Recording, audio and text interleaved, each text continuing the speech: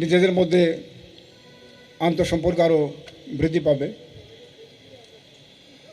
Dhaka metropolitan police সবসময়ই crime reporters association সাংবাদিকবৃন্দ যারা আছেন এটি সুসম্পর্ক বজায় রেখে কাজ করে যাচ্ছে।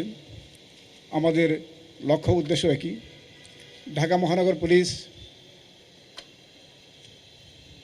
রাত দিন ঢাকা মহানগরীর শান্তি শৃঙ্খলা রক্ষায় কাজ করছে, তেমনি ক্রাইম রিপোর্টার্স অ্যাসোসিয়েশনের পাশাপাশি আমাদেরকে বিভিন্নভাবে অপরাধ বিষয়ক সংবাদ সহ বিভিন্ন তথ্যপাত্র দিয়ে প্রতিনিয়ত সাহায্য করে যাচ্ছেন, যার ফলে আমরা বিভিন্নভাবে সাপোর্ট পাচ্ছি এই ঢাকা মহানগরীর অপরাধ নিয়ন্ত্রণে।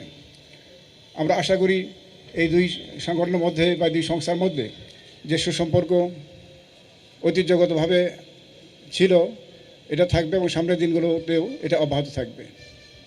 শব্দের আরেক নাম, একদম ইউনিক স্ট্রাকচারাল ডিজাইনের কসমিক ডোর, থেকে 50 বছরেরও বেশি। কসমিক ডোর সর্বশেষ আমি যেটি জানি যে 187, যেটি করেননি এটা একেবারেই মিনিমাম নাম্বার। আর যে যারা যোগদান করেননি তাদের বিষয়ে তো প্রয়োজনীয় ব্যবস্থা নেওয়া হবে, এগুলো কাজ চলছে। আমাদের একটি কাজ হলো প্রতিরোধমূলক কাজ বা প্রিভেন্টিভ মেজার। প্রিভেন্টিভ মেজারের জন্য আমরা বিভিন্ন ধরনের আমাদের টহল ব্যবস্থা আছে, গার্ডিং ব্যবস্থা আছে, আরও অন্যান্য পুলিশি ব্যবস্থা নিয়ে থাকি যাতে অপরাধ সংগঠিত না হয়। তারপরে যখন অপরাধ হয়ে যায় তো তখন আমরা এটাকে আমরা ইনভেস্টিগেশন ইয়েতে নিয়ে আসি, তারা অপরাধ করে যে তাদেরকে খুঁজে বের করার জন্য।